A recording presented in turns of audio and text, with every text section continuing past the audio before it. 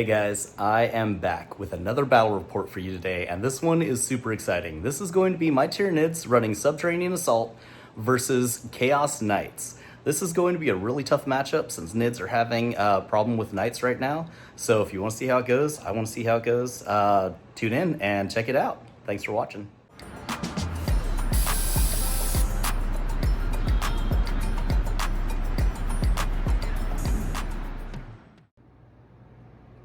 Alright guys, for today's battle we are playing one of the LSO missions, LSO 2025. This is the second mission, which will be Purge the Foe and Crucible of Battle.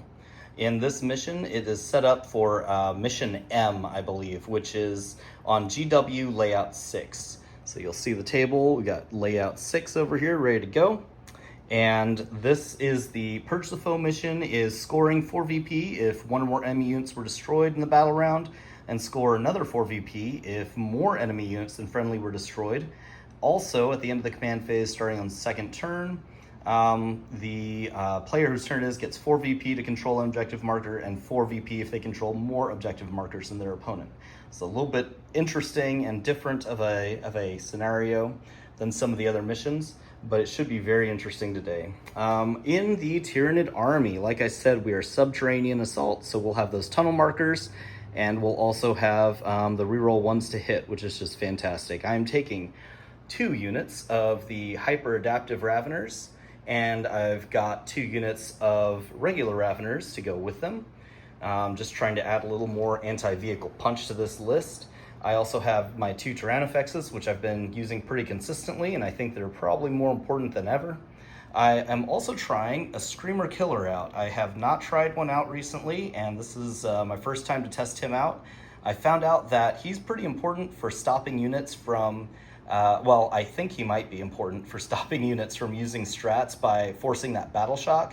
I'm hoping that will work in this game. I've played a lot of matchups where I wished I could stop someone from doing something like Armor of Contempt or a -1 damage strat or something to that effect. So we're going to see if he can actually make it happen. Yes, that's the classic Screamer Killer right there. Also have a Psychophage to add a little bit more punch to my units in combat. I'm hoping that's helpful. Taking a Harvespex because I love these guys and I really need to get a few more.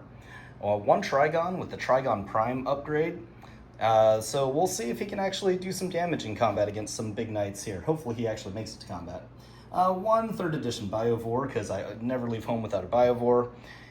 6 Zoanthropes, along with the Neurotyrant. I've heard everyone talking about how wonderful they are in Subterranean Assault, and everybody is singing their praises, so I'm going to try and see how they work out, and hopefully I'll be singing their praises also. Also, we have 2 Lictors, just because I love Lictors, and the more the merrier, and I could afford 2 in this list. 1 classic 2nd edition model there, and they are usually pretty amazing. I don't know how good they'll do against Knights. Maybe I can block off a charge or 2 or something, but we'll see what happens with them. But that is my Subterranean Assault Tyranid list. And now for the Chaos Knights. This Chaos Knight detachment is the, I think it's called Lords of Dread. This army has an allied contingent of Nurglings as well as Rodigus. Really nicely painted models here, by the way.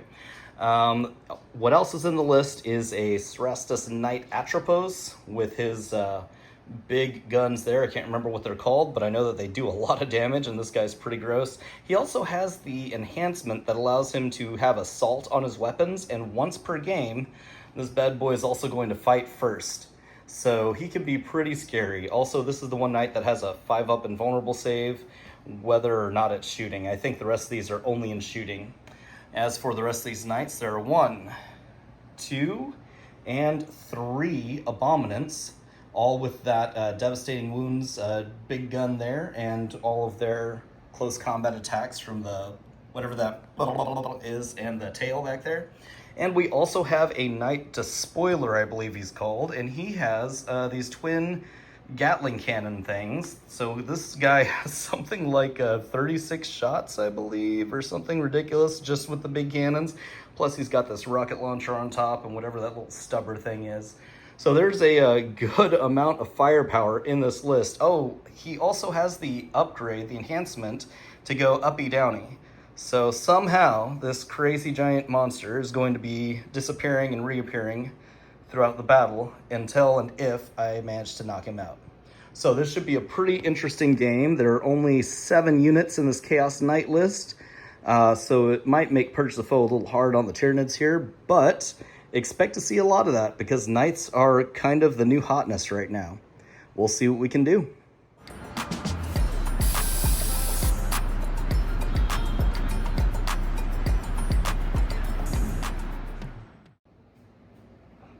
Here we are after deployment. We have Tyranids all set up, fairly well defended. Got my Zoanthropes unit back here hiding with the Biovore. GW terrain leaves a lot to be desired as far as hiding spaces go when you've got a bunch of big monsters. I've got one of the units of Raveners and hyper-adapted Raveners back here, hanging out with the Psychophage and a Lictor who's just beyond my deployment line there. I also have the 2 Tyrannofexes hanging out back here. Not a lot can get to them unless they move pretty far and come out into the open, which is what I want him to do. And I think as long as he's not firing 3 or more at a single Tyrannofex, I think a Tyrannofex can handle the shooting from 1 or 2 of these guys. We will find out probably after turn 1, but I'll let you know how that goes. And then I've got another unit of hyper adaptive here. I know that's a tiny wall, but this is actually a closed off piece of obscuring terrain, ruins. And then right over here, close to this objective, I also have my other Lictor.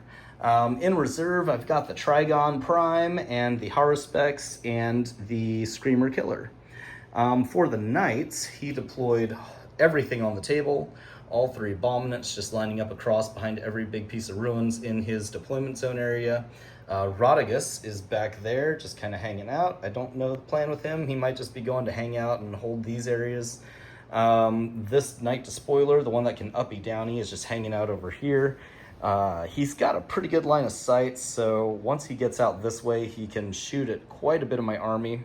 We'll see what happens there. The Nurglings are just holding the backfield, I guess trying to keep me from coming down in his objective. And he's got the Atropos right here. And of course, these Knights can move through all of these ruins, so that means that they're not really impeded by where they deployed. So we'll see where they end up going and how this battle evolves. But we will be back after turn 1.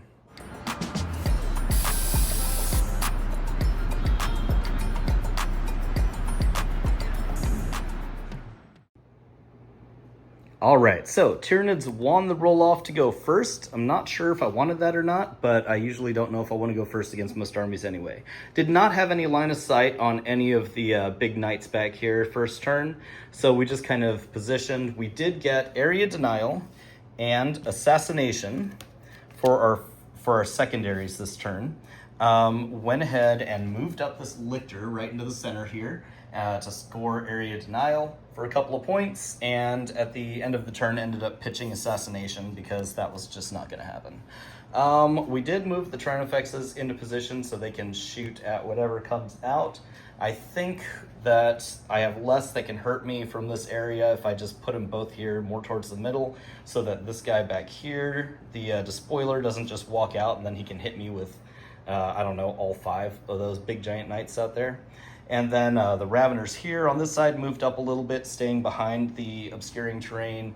These Raveners moved up, these Zoanthropes moved up. The Psychophage just kind of positioned itself so it can hopefully move out and shoot something to knock down its armor for the Raveners. The Biovore decided to drop a Spore Mine. I know it's Purge the Foe, this may not be a good idea, but since I went first, I wanted to try to limit his movement. So I dropped a Spore Mine right here to try and prevent those advances from some of these big guys getting a little bit too close to me. We'll see if that actually pays off or just gives him a free 4 points, but I figure he's gonna move up and kill this Lictor at some point anyway. So we'll see how that goes. But that is it for Tyranid turn 1, and we'll be back after Knight's turn 1.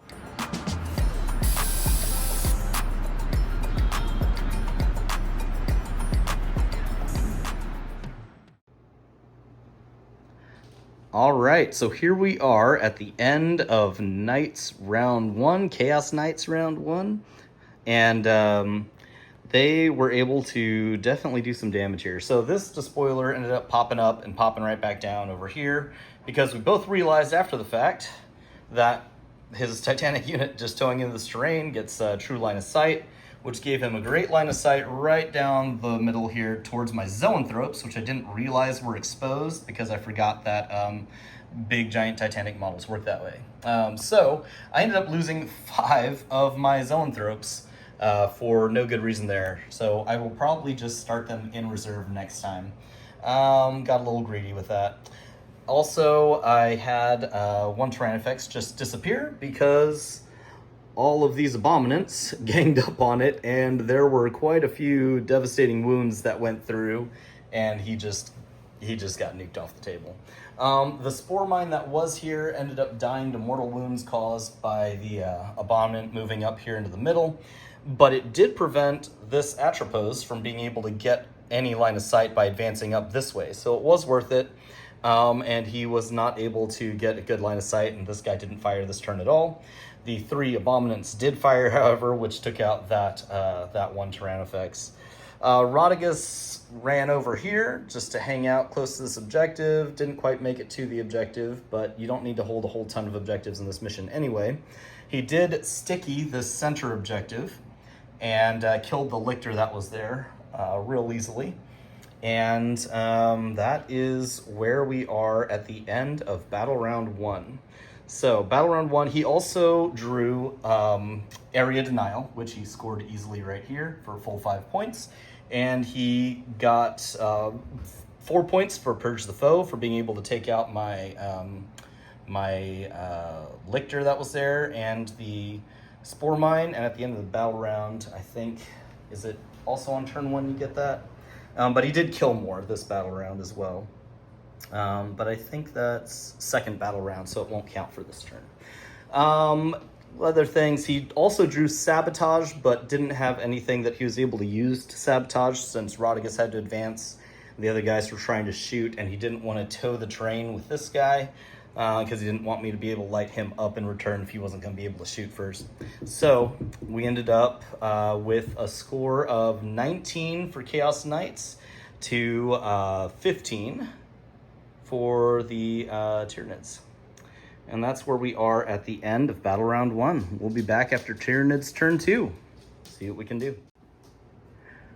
One quick add-on to that turn. Forgot to mention, these Raveners were popping off the board at the end of his turn, so they are back in reserves. And also, the reason he did not sabotage, he could have sabotaged here, but the reason he did not is because he wanted that extra CP for the turn. He's got some plans for the CP that I don't really like. So we'll see how this next turn goes. All right, back after Tyranids Turn 2.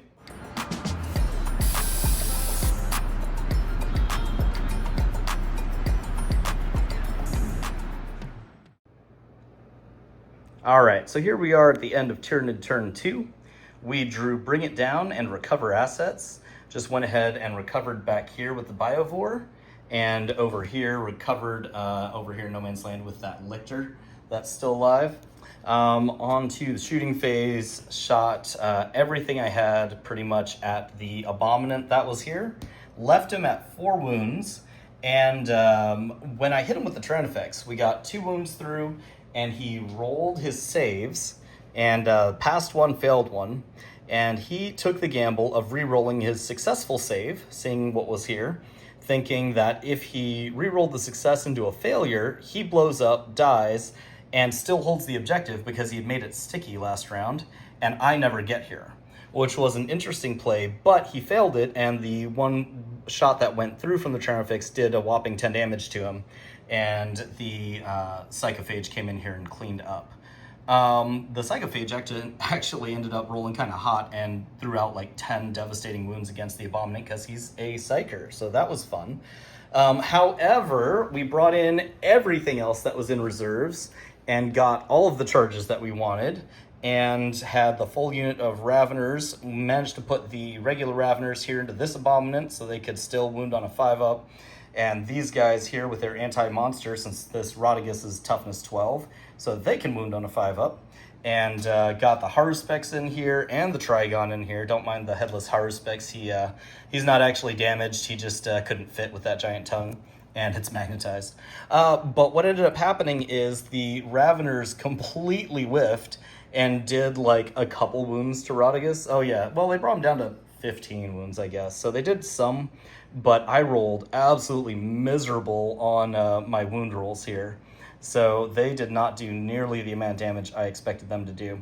And then to top things off, the Trigon made all of his attacks, Mr. Trigon Prime over here, and he did 0 wounds. I got 11 hits, and not a single one of them could wound on a 5-up.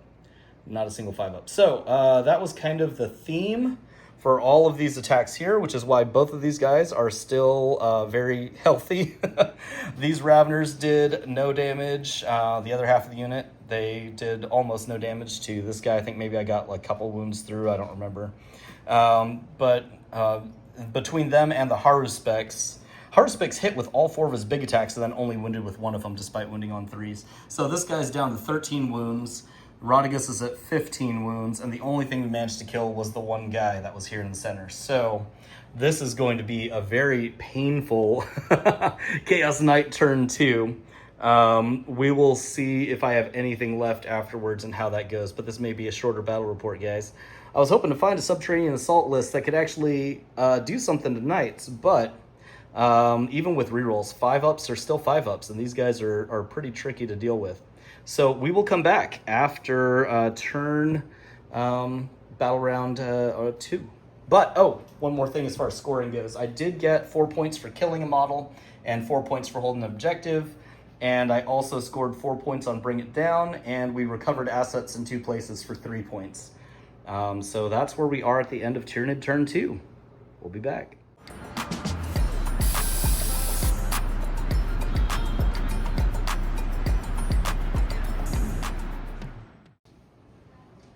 All right, so here we are after Chaos Knight's turn 2. Well, it was pretty painful like I thought it would be, but not quite as painful as it could have been. The Atropos got in here and knocked out one of the Raveners, but he split his attacks, and I managed to roll some good saves here and feel no pains, and this Psychophage is actually still alive on 1 single wound. And the 3 attacks, he kind of only got 1 hit through, 1 wound through on the Raveners. So there was only 1 Ravener left in that unit after all the shooting, and only 3 Raveners left after the shooting. He knocked out 1 of them. So they're actually still around somehow. This guy couldn't quite make it in to charge anything just because the way things moved around. He killed some of these guys, charged in with the Atropos, and then they heroically intervened for free and got out of the way a bit of this guy. Over here, shooting took out enough of the Raveners that this Abominant was unengaged, so he was able to charge in, and after they shot the Haruspeks to death, he charged into the Raveners and killed all but 2 of them. So there's somehow 2 guys left, but in return they did almost nothing to Rodriguez. And then the Trigon got smacked by Rodriguez, and somehow he made a couple saves and stayed at 1 wound. So he made his attacks back, and unlike last time where he did absolutely nothing, he actually did a few wounds this time.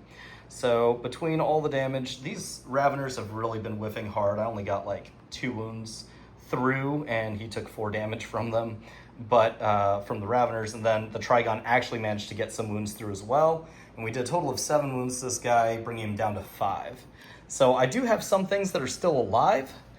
He only killed 2 units. He also drew no prisoners, so got 4 points on no prisoners, and he also drew Cleanse, which he decided to pitch for CP at the end of that turn. So I do still have a couple things alive, but most of my stuff is engaged, and I don't know how much longer we'll survive here. The Atropos only took 4 damage. I've been rolling absolutely abysmal on my wound rolls, even with the anti-vehicle 5-up and twin linked.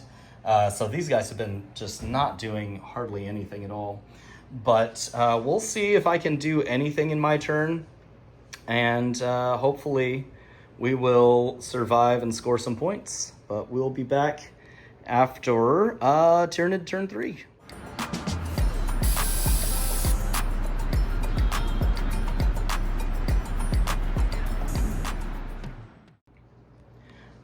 All right, so here we are at the end of Tyranid Turn 3. For secondaries, we drew Establish Locus and Secure No Man's Land. So we ended up, as you remember, they were in a bad spot, and it went pretty south. But we did manage to do a little bit of something. We scored Secure No Man's Land for 2 points with this little lictor just hanging out here, and we pitched Establish Locus to gain a CP. The Tyrannofex did nothing, as did this guy over here. We did almost no damage. And this Atropos is sitting pretty at 20 wounds here.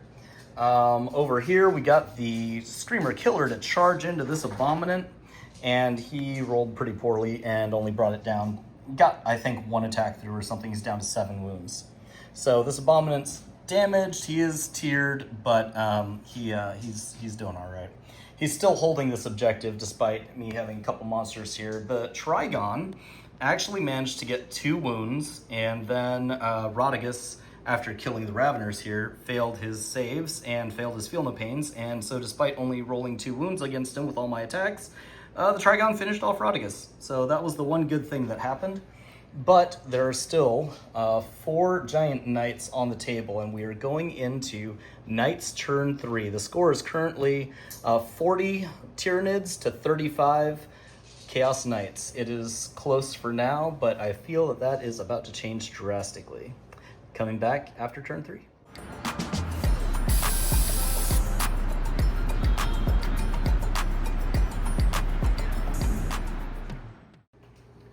All right, so here we are after Knights Turn 3, and it was pretty brutal. Could have been worse, but it was still pretty brutal.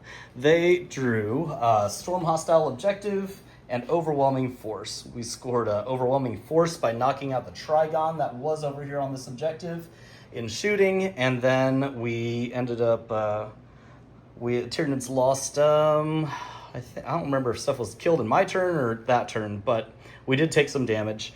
The Atropos over here, it did a charge, multi-charge, got in here with a big 12, and took my objective from me here. Also managed to knock this guy down to 4 wounds. He has a 4 damage attack, and I managed to actually save 1 and blank 1, so he was down to only 4 wounds left after that charge.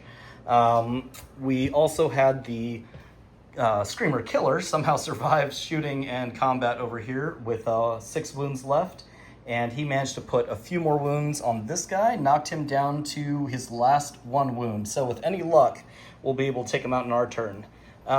This guy also, when he charged in, I figured, hey, I've got the CP, I might as well roll it. Just tried to roll a Overwatch just because I thought I was about to lose this guy and wouldn't get to use him again, and managed to roll boxcars and hit him with 2 hits.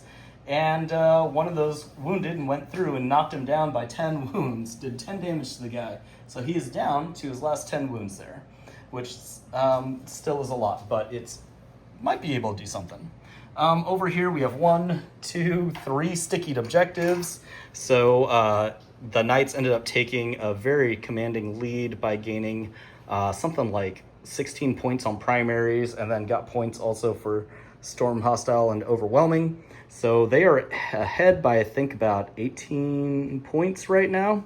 And we'll see if there's anything that the Tyranids are able to do at this point. Coming back after Tyranid Turn 4.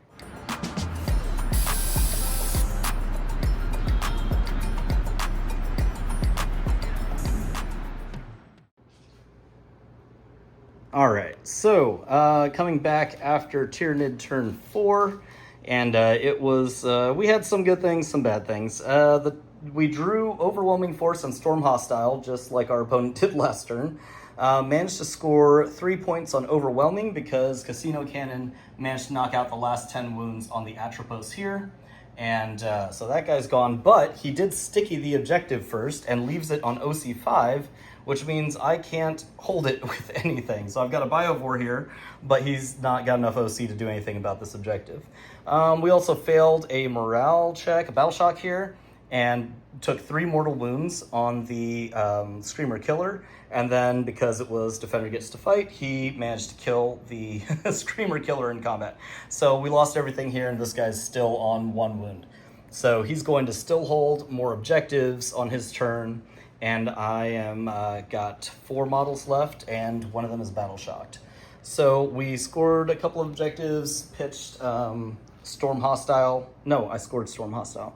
No, I didn't. Yeah, we're pitching that for points. And that is about it for Tyranids turn 4. We'll see what else the Knights do coming up.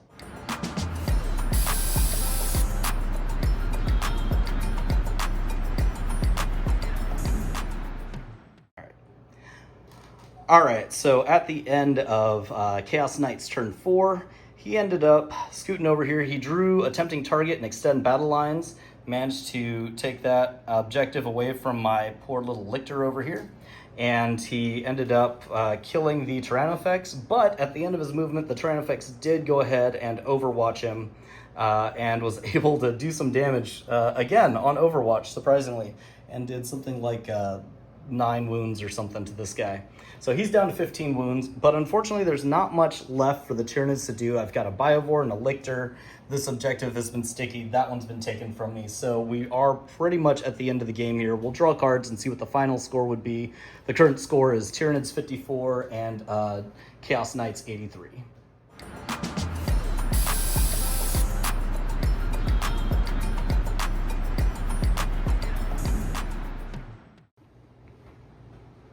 All right, Tyranid turn 5 was pretty short, but it was sweet. We scored a couple of points here. This knight was able to be taken down from his last wound by this lone Biovore. He managed to throw some devastating wounds on him with one single Spore Mine that got through.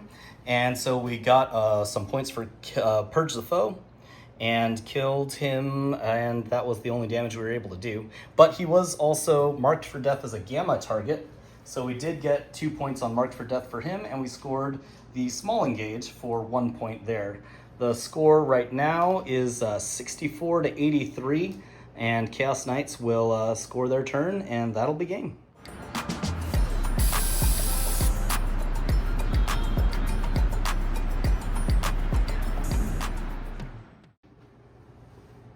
All right, end of battle round 5. Chaos Knights were able to scoot up here. They drew, first of all, Assassination and Engage.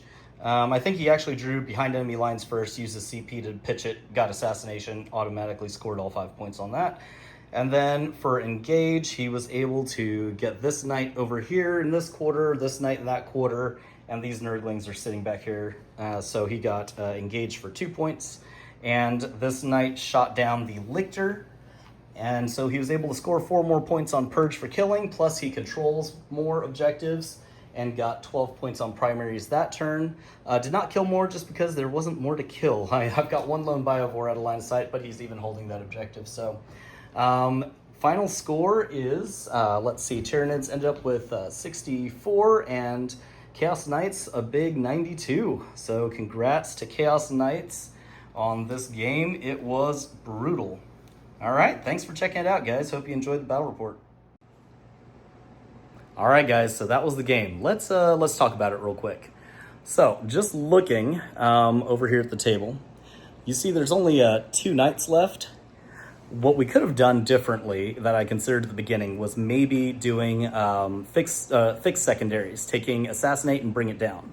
I wasn't sure how I'd do on killing. I did make a go turn of it earlier and try to kill, didn't do so well, but at the end of the game, I still ended up taking out 3 of those big knights and Rodigus. So we could have gotten quite a few points. It looks like we probably would have maxed out secondaries, which would have made the game a lot closer. Would I have won? Probably not the way that we played it. It would have had to have been played differently. He might have pulled some guys back, stickied some objectives and hid. I'm not entirely sure how that would have gone. Maybe we could have limited some of those primary points, but the game definitely would have been closer had we gone for fixed secondaries instead. So that would be my recommendation. I'll definitely try it next time, but I also wasn't sure how I'd do on killing these guys, so I just tried to stick to tactical and see how it played out. Definitely think going for it and just going all out, especially when you can pick those engagements with Subterranean Assault Tunnels, is probably the way to go. So we'll try that next time. Thanks for watching the battle report. Hope you enjoyed it.